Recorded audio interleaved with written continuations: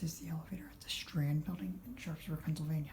This is clearly originally a 70s Otis Lexan, but at least the hall station on the first floor has been atomized. Hopefully it's not like that on the inside.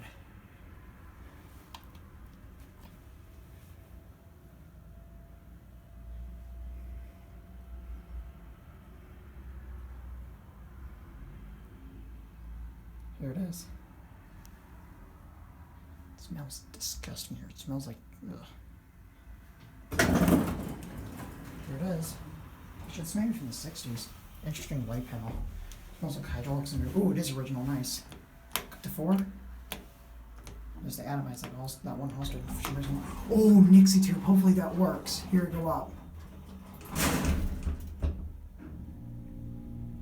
think that one hall station is just fire service. Sadly, I don't think that indicator works.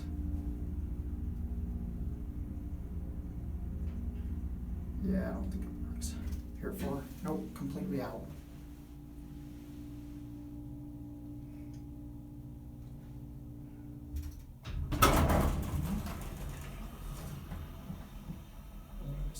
That window is covered. We'll go back down to 1. It's covered by the facade, I think. It smells like food up here. Better on the first floor, though. Nice fake wood green cab. Kind of basic, though, at the same time. Carpet certificate. This was installed in 1970. Again, I find the light panels rather interesting. While it's nice to see an original Lexan, it's sad that that nixie-tube indicator doesn't work. Or, I don't think it's nixie, but whatever.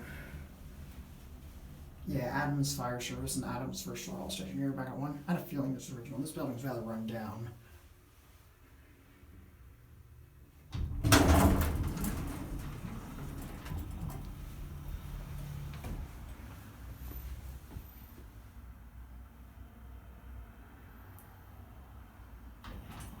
That's gonna wait.